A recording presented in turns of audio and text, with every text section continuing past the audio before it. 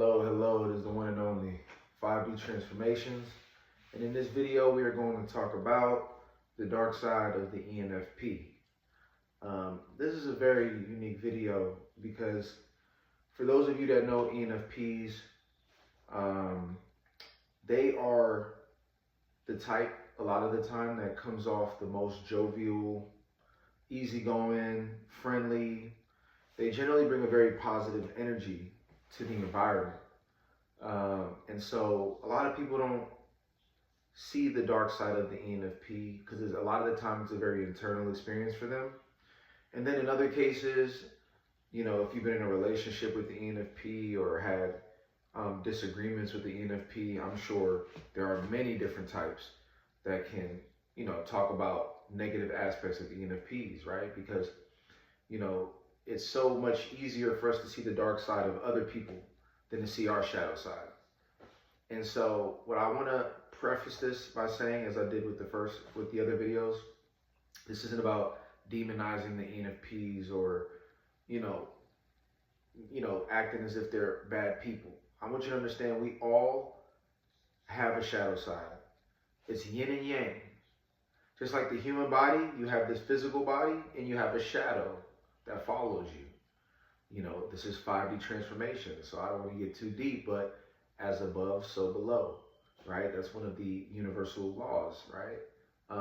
And so as above, so below. So you notice that on a physical level, we see our body and then we see our shadow that follows us. That is indicative of our shadow side. We have the positive side. We give our ego to the world. This is the version of myself that's presentable. I got my shirt on, you know, I'm looking professional, I'm talking all nice. And then I have a shadow side. That's the version of me when I'm not in front of people, when I just want to relax, when I want to listen to my, you know, hip hop music, and when I'm, you know, delving into my own vices or whatever it is, you know, like some people drink, some people smoke, some people like to hang out, you know.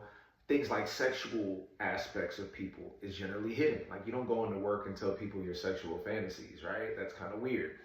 But everyone has sexual fantasies. Everyone has things that turn them on, but we have to hide that. So that is what the shadow side is holding. It's holding aspects of ourselves that we don't make so apparent. And in some cases, our shadow side can be things that are, you know, for example, you might like to make music, but people don't know that. That's one level of a shadow side. A whole nother level of a shadow side are things that you don't even really consciously know that you do. You know, so yeah, you know you make music, but people don't know. But you might not know that you have a bad temper when XYZ happens. You might not pick up on that, but your partner or your friends, they might see that side come out of you and you don't even know. So that's what we mean by the shadow side. It's the side that we aren't aware of. And the goal is to shine the light on that side, because when you shine the light on it, you now have the ability to be aware of it and to manage it, and it's going to make you a more integrative, powerful person. So with ENFPs, they have extroverted intuition. They have these ideas. They have the introverted feeling. That's the second function, which is they're very in touch with how they feel. They have a lot of empathy because they can empathize with people because they can be like, oh, that's how I would feel in this situation, you know? Or, you know, man, I feel bad for them because if I was in this scenario, I would feel that way. That is the empathy that ENFPs have. And, you know, it comes from a place of putting yourself in someone else's shoes. That's one of their gifts. And then they have extroverted thinking, which is being able to look at the external world, you know, take the data from the external world and objectively look at what needs to get done in the environment. And they also have an ability to ruminate and go into the past. They have introverted sensing fourth. So these are their primary four functions. They can go to the past, they can check in with their body, check in with things that have happened. And ENFPs live in a world of going into the future and then going into the past. Because you got to understand, you can only go as far in the future based on what you've seen in the past. You can't project things that are going to happen in the future without having a reference of what's already happened. We operate in cycles. So you know that, oh, if this has happened before, it can happen again. And that's how they are able to predict what is going to happen. And that's how they have all these possibilities and things that can happen. So with that being said, ENFPs struggle in certain areas as well.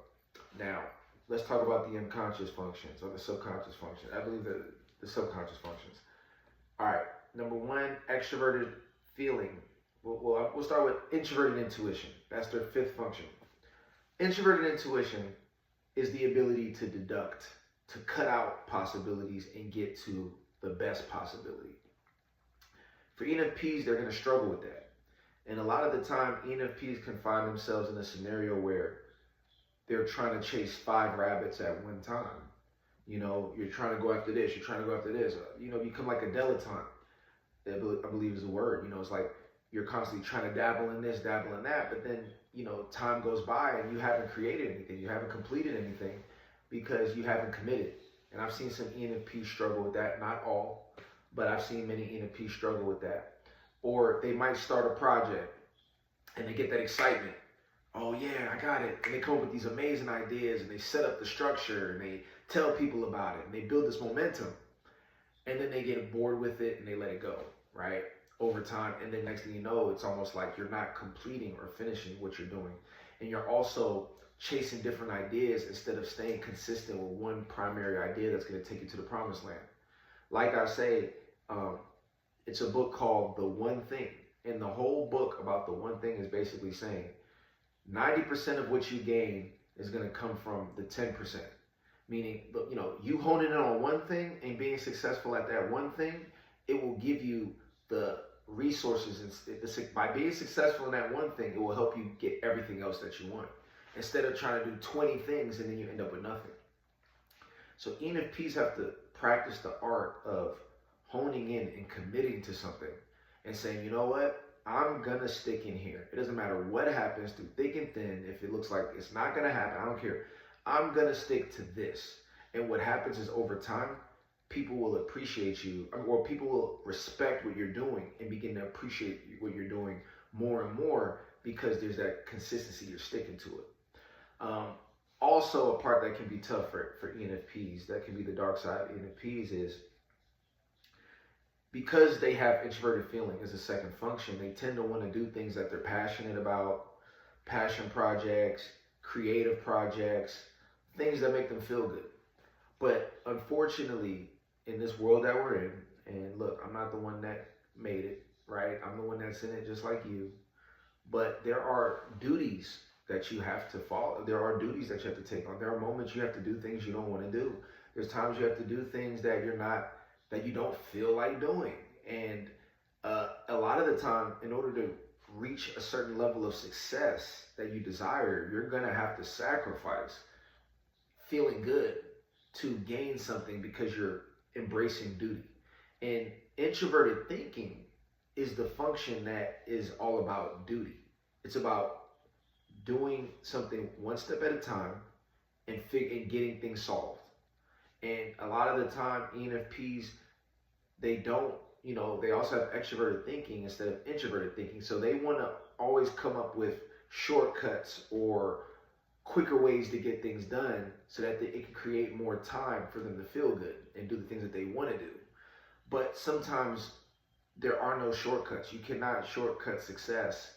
And it will require you to do that due diligence of every day, sticking to it, doing the troubleshooting. It's not working this time. I got to pivot. I got to do this. I got to do that. And you keep figuring it out until you get it. Until you embrace that introverted thinking element within you, that ability to stay consistent, to say, you know what, screw how I feel. This is my duty. I have to do my job. Until the ENFPs mature to that level, they can have stunted growth. They can be considered a little bit more flighty, unreliable, more flaky when it comes to serious roles. And that could affect your money, your success, your well-being, because a lot of the time ENFPs can be chasing, you know, dreams, and they can become ungrounded. A big thing you'll constantly hear with ENFPs is being ungrounded, not being consistent. That is something that you want to make sure to be mindful of so that you can work on that. And I've seen ENFPs successfully do that, but they have to commit and be tired of being tired. You know, you have to want your success so much that you say, you know what, I'm going to put my feelings to the side to a degree. Obviously, you can't denote your feelings, you can't ignore them, but it's about finding the middle place. So you might not have a job, you don't want to pick the worst environment, in terms of a job to get money, but you might not want to try to aim only for the most comfortable job either, or the most comfortable task to do. You might want to meet something in the middle. It's going to be require commitment, require consistency, but I can still feel comfortable enough. And that's a good balance for ENFPs. But you got to embrace that troubleshooting. And that's a big thing. Now, another thing that's going to be very big, ENFPs have extroverted thinking. They don't have their extroverted feeling is a lower function. It's their sixth function out of 8. So it's their third to last function. And so that's where ENFPs can struggle. A lot of the time ENFPs, they are extroverts, but a lot of people call them the most introverted of the extroverts because they have that introverted feeling and that introverted sensing. So they like to engage with people when it comes to ideas, perspectives. They feel comfortable with you. They like that environment. But when it comes to dealing with strangers or having to convince people, for example, let's say they're in a sales environment and you have to sell and get people to buy into an idea. Everybody you meet might not have introverted feeling, that you might not be comfortable with them. You might not agree with them objectively on things, but you still have to find a way to find common ground. Extroverted feeling is very good at that. They're willing to go into the chaos and talk to anybody and find commonality and communication ability. ENFPs can struggle at that, and it can stunt your growth there. And what can happen when it gets dark is that ENFPs can begin to take on a F the world mentality. Screw the world. The world is against me. Why is the world so mean? Why is everything so messed up? Woe is me. And what they got to understand is it appears to be that way, but if you do the inner work and develop your extroverted feeling, you actually will begin to see that people are actually much more flexible than you realize. Life is much more flexible than you realize. You start to realize that you are in your own way, that you're creating the big goblin monster for yourself. And at the end of the day, when you take on the screw the world mentality, you're only hurting yourself. Because at the end of the day, you can't make money, you can't grow in this world, you can't have relationships, you can't have power without engaging with people, without dealing with people. So, ENFPs can come off as very social, but what you'll find is a lot of them do struggle with connecting with people and dealing with conflict. How do you deal with disagreements? How do you deal with conflict? That's a big thing for ENFPs. The dark side of ENFPs is a lot of the time they can go cold. They can build this resentment inside, hold grudges, hold negative energy, but hold it all within. And what you want to practice the art of is, instead of holding on to this negative energy and being upset at people and hiding away, you could actually meet people head on and communicate about things and find a common ground. Confidence is very important for ENFPs, and when ENFPs lack confidence, or when they lack belief, things can go very bad. A lot of people say ENFPs can be hypochondriacs, where they might see an ailment in their body and immediately create a huge story of oh my gosh, it's going to be the worst, and I got this disease and I got this and that. That all goes back to not being confident in trusting the process. You know what I mean? What that is all about is they're going off of how they feel. They're not balancing that thinking with it. ENFPs a lot of the time can spiral into depression, negative bouts, because they feel stuck. They feel like the future is blurry. The same way that ENFPs are so jovial and fun and playful, they can be very dark, depressed, and sad when the possibilities look like they're bleak. And I want you to know that if you embrace the introverted thinking that is within you, and if you embrace, the introverted intuition that deducts the negative thoughts to get to the main best thought, instead of being clouded with all of these ideas and thoughts that are bringing you down, you'll actually begin to operate in a way where you say, okay, no, what is the best way of thinking about this? What is the best idea that I can hold to empower me? And then you'll think, All right, and then what is the things that I can do day to day to make myself feel better and to challenge and to make this a good situation, you know? And that's when ENFPs can begin to beat these bouts of negative energy, because what people don't know a lot of the times, ENFPs can get in bouts of depression. And when ENFPs get into depression or, you know, basically when they view a negative outcome coming, you know, a negative outcome that's happening and they don't see a way out, it's like the world is over. You know, it is very sad. Very, very sad. I just want to let all the ENFPs know I resonate with you all. Um, you know, I am an ENFP, so I can tell you. But I work with a lot of ENFPs as well. A lot, you know, and I got a chance to see different ENFPs. And, you know, I've seen ENFPs that have amazing lives, and I've seen ENFPs that have gone through some really tough situations. Really, really challenging situations. And, you know, we got to be real. You know, Robin Williams was an ENFP. And he's such a good example because he was a comedian that everyone loved. He was the most playful, funny comedian. He was jovial. If you would have, based on his movies and his interviews and him on Saturday Night Live, it's like, you're thinking this guy is living the life and is super happy. But what people would say is behind the scenes, he'd be depressed. He'd be like this, you know, looking down every day. And as an ENFP, it's very sad because you have the capacity to be so happy, but certain situations could put you in a space where you are even sadder than the people that are sad, right? With great highs come great lows. And while other types that are your more thinking dominant types, they may come off more monotone and more balanced, but that means when there's good situations, they're balanced, and when there's bad situations, they're balanced. For ENFPs, that dark side, it can be very like, everything's good, but when things are bad, it's the worst. It's devastating. And what you want to do is try to find that middle ground. And that's where introverted thinking, introverted intuition are going to be very helpful for you to do that. So I definitely recommend watching the videos I have talking about how to use introverted intuition, talking about how to use introverted thinking. That's why I create these videos, so that you can tap into the functions that you struggle with. Because what you'll find, and I'll close out with this because I won't go too long, I might do a part 2 another day. But what you'll find is most of every person's struggle lies in their bottom 4 functions. And what happens is when you don't have the ability to utilize your bottom 4 functions at all, really, because most people can't use them at all, really. But as you develop them, you get comfortable with them more and more. And I'm telling you this from experience. And that's why I believe in my MBTI course so much. And that's why I believe in my coaching so much, because I've transformed my life. And MBTI helped me transform my life. You know, the fears I had to figure out introverted thinking.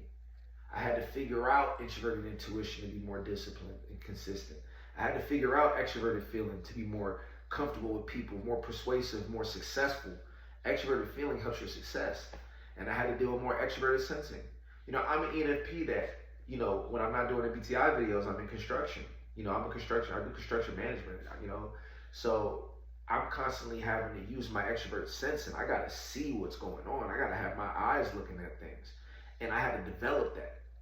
So, you know, I'm here to be an example to tell you there is a way for you to beat the shadow side, but you have to put in the work. There's no way around it.